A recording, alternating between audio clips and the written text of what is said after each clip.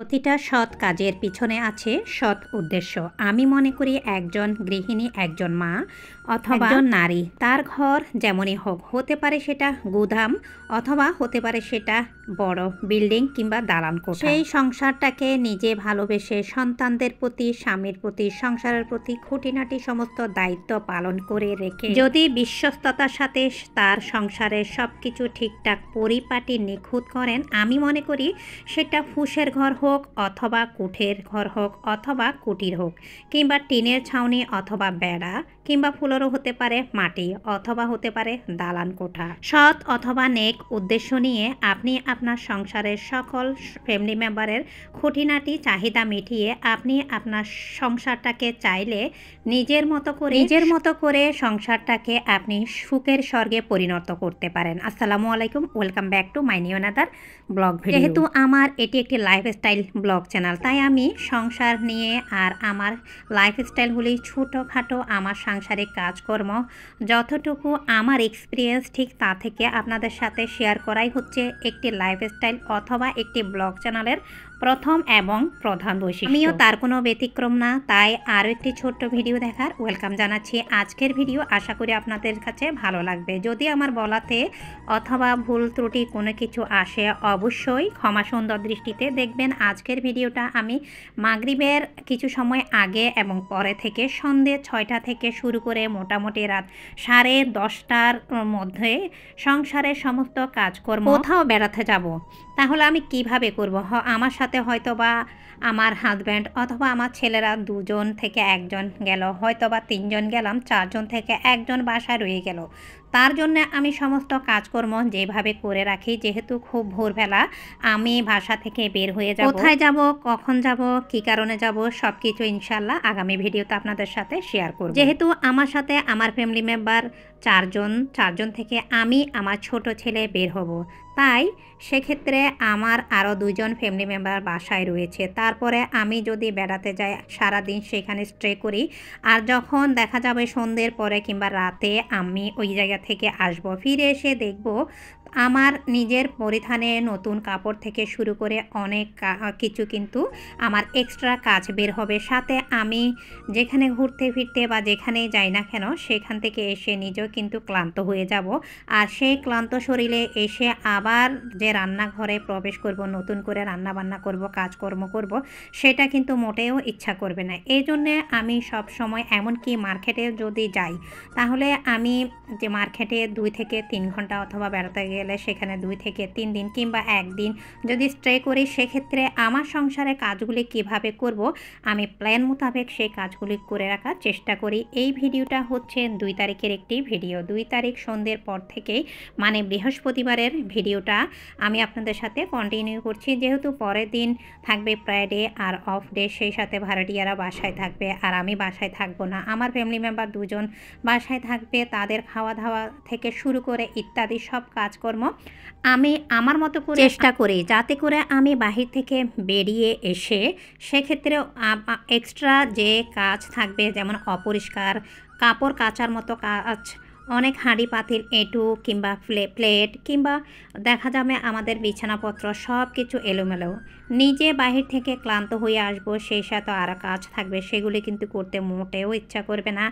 আর এই জন্যে আমি সবসময় কোথাও বেড়াতে গেলে খুব দ্রুত কাজগুলি স্টেপ বাই স্টেপ করে যতটা সম্ভব আমি আমার যে পরিবার বা ফ্যামিলি মেম্বার বাসায় রেখে যাব তাদের প্রতি যাতে করে কোনো প্রকার অবহেলা না হয়, যাতে করে তাদের খাওয়া দাওয়ার কোনো সমস্যা বা প্রবলেম না হয়, তাই আমি নিজে থেকে খুঁটিনাটি চিন্তা করে আমার সেই ফ্যামিলি মেম্বারের প্রতি আমার দায়িত্বটা আমি পালন করে রেখে যাওয়ার চেষ্টা করি। ভিডিও শুরুতে আপনারা দেখেছেন আমি রান্না বান্না করছিলাম। হ্যাঁ, পরের দিন যেহেতু আমি শুক্রবার থাকবে, আমি বাসায় থাকবো না, আমার ছোট ছেলে আরও আদার্স আমাদের ফ্যামিলি মেম্বার মানে আমার হাজব্যান্ডের অন্যান্য ফ্যামিলি মেম্বারদের সাথেও আমরা বেড়াতে যাব, তাই ভাবলাম পরের দিন যেহেতু ইমনের আব্বু বাসায় থাকবে, ওদের জন্য কিছুটা রান্না করে যাই। আর ওই দিন বৃহস্পতিবার ছিল, শুক্রবারে যেহেতু আমি কাপড় কাচবো না, ভাড়াটিয়ারা বাসায় থাকে, সেক্ষেত্রে বৃহস্পতিবারে প্রচুর আমি কাপড় কেচেছি, এখন সেই কাপড় চোপড়গুলি আমি গুছিয়ে নিচ্ছি। পরের দিনের জন্য আমি রান্না করেছিলাম, সিম ছিল, সাথে বেগুন, টমেটো, চিংড়ি মাছ দিয়ে রান্না, সেই সাথে ছিল আরও লাল শাক। আরও পাশাপাশি ইমনের জন্য আমি বের হওয়ার সময় ভোরবেলা ডিম রেখে গিয়েছিলাম, যাতে করে ও ডিমটা ফ্রাই করে খেয়ে নিতে পারে। মাগরিবের নামাজের আগে আমি তরকারিটা কেটে কুটে রেখেছিলাম, এরপরে মাগরিবের নামাজটা করেছি। মাগরিবের নামাজ করে আমি তখন আমার ছোট ছেলে, আমার বড় ছেলে আমরা বসে চাটা খেয়ে নিয়েছি। এখন আপনারা দেখতে পাচ্ছেন আমি আমার বিছানাপত্র মুছাচ্ছি, আর যে কাপড় চোপড় কেচে দিয়েছিলাম সেগুলো নিয়ে এসেছিলাম, সেগুলো এখন গুছিয়ে নিচ্ছি। এই সময় কিন্তু এশারার আজান হয়ে গিয়েছে। আমি মনে করি প্রত্যেকটা সৎ কাজের পিছনে সৎ একটা উদ্দেশ্য থাকে, আর পাশাপাশি সেই সৎ কাজের প্রতি আপনার অবশ্যই ছোটোখাটো একটা প্ল্যান থাকে। যেমন আমি একজন গৃহিণী, সাথে সাথে আমি একজন মাও। আমার সাথে হয়তো আমার ছোট সন্তান, আমার ছোট ছেলে বেড়াতে যাবে, কিন্তু পাশাপাশি আমার বড় ছেলে আর আমার হাজবেন্ড কিন্তু বাসায় থাকে। তখন কিন্তু আমার মনটা স্থির হয়ে যে আমি যেখানে বেড়াতে যাব স্টে করতে পারবো না স্থির হয়ে। তাই তাদের প্রতি কিছু আমার দায়িত্ব কর্তব্য রয়েছে। সেই দায়িত্ব কর্তব্যবোধ থেকে কিন্তু আমি শুক্রবারে থাকবো না। তাদের খাওয়া দাওয়া থেকে শুরু করে ইত্যাদি সংসারের সমস্ত কাজকর্ম আমি নিখুঁত পরিপাটি করে একদিনের জন্য বেড়াতে যাব, আর সেখানে একদম নিশ্চিত হয়ে স্টে করব। তো ওখানে আমরা ভোরবেলায় বের হব, তাই আমি ভাবলাম সন্ধ্যের পর থেকে রান্নাবান্নাটা করি। আর যেহেতু আমাদের রাতে ডিনার বা ভাত খাওয়া লাগবে, পরের দিন আমি থাকবো না, ওদের খাওয়া দাওয়া রান্নাবান্না সব কিছু তো আমি রান্না করে রাখলে ওরা নিজেরাই বেড়ে খেতে পারবে। ডাইনিংয়ে আমি সম্পূর্ণ ভালোভাবে গুছিয়ে রেখে আমি আজকের ভিডিওতেও বলছি, আগের ভিডিওতেও বলেছি, প্রত্যেকটা সৎ এবং নেক কাজের প্রতি কিন্তু একটি সৎ নেক উদ্দেশ্য আর পাশাপাশি কিন্তু প্ল্যান কাজ। যেহেতু এই প্রোগ্রামটা আমাদের আরও 3 থেকে 4 দিন আগে ছিল, তাই আমি বুঝি যে আমার সংসারের কাজটা আমি কিভাবে করব আর কিভাবে করলে আমি সেই অনুযায়ী আমি প্ল্যান করেছি। আর আমি বেড়াতে গেলে যাতে করে নিজেকে নিজে কিছুটা হলেও নিশ্চিন্তে ওখানে স্টে করতে পারে। কথা বলতে বলতে এখন প্রায় রাত 9:30, আমরা ভোরবেলা বের হবে। এই জন্য যে সকল কাপড় পরিধান করব, 3 পিস থেকে শুরু করে মাস্ক, হ্যান্ড গ্লোভ, আমার ছোট ছেলের জন্য গেঞ্জির সাথে ওর হুডি মানে গরম কাপড়, পাশাপাশি রয়েছে আমার ব্যাগ থেকে হ্যান্ড গ্লোভ, সব কিছু মোটামুটি আমি এখানে রেডি করে রেখেছি। আমি মনে করি আমার সংসারের দায়িত্ব কর্তব্য সবগুলি কিন্তু নেক এবং সৎ কাজের মধ্যেই পড়ে। এই জন্যে আমি সবসময় বলি প্রত্যেকটা সৎ কাজের মধ্যে পড়া এই ছোটোখাটো দায়িত্বগুলি কিন্তু একজন গৃহিণীর। এগুলি কিন্তু কখনোই একজন ঘরের কর্তার হতে পারে না। যার যেমন আছে, যেভাবে আছে, সে ঠিক সেইভাবেই কিন্তু সুখে থাকা উচিত। কিছু কিছু মানুষ আছে বলে যে ওনার ঘরটা এমন, ওনার ঘরের পরিবেশটা এমন থেকে উনি এই কাজগুলি করতে পারছেন। আসলে একটা সময় আমারও কিন্তু ঘর এরকম ছিল না, বেড়ার ঘর ছিল। আমিও কিন্তু খুব কোটিপতির মেয়ে, কোটিপতির বউ এমন কিন্তু না। আমিও কিন্তু সাধারণ ঘরের, খুবই নিম্ন মধ্যবিত্ত ঘরের একজন সাধারণ গৃহের, সাধারণ মায়ের, সাধারণ বাপের, সাধারণ হাজব্যান্ডের বা শ্বশুর বাড়ির মেয়ে এবং ওয়াইফ। তাদের সাথে কথা বলতে বলতে আমি পরের দিনের জন্য রান্নাবান্না থেকে শুরু করে যখন রাত্রে আমরা খাবো তখনের জন্য রান্না থেকে শুরু করে সব কিছু মোটামুটি পরে এশারার আজান হয়েছে, আমি নামাজটাও করেছি। আমরা কিন্তু অফিস স্ক্রিনে খাওয়া দাওয়া মোটামুটি করে নিয়েছি।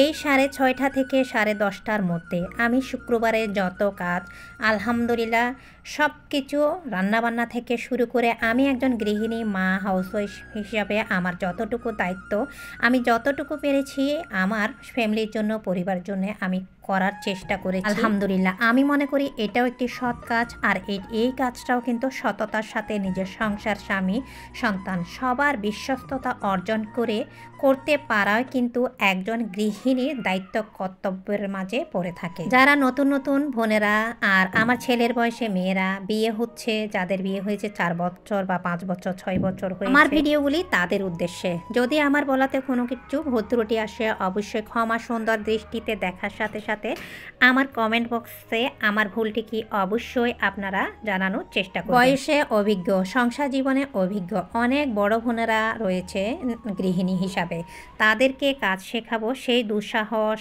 অথবা স্পর্ধা আমি কখনো দেখাতেই পারি। 6:30 থেকে প্রায় রাত 10:30 মধ্যে সংসারের কত কাজ করেছি খুঁটিনাটি যতটা সম্ভব।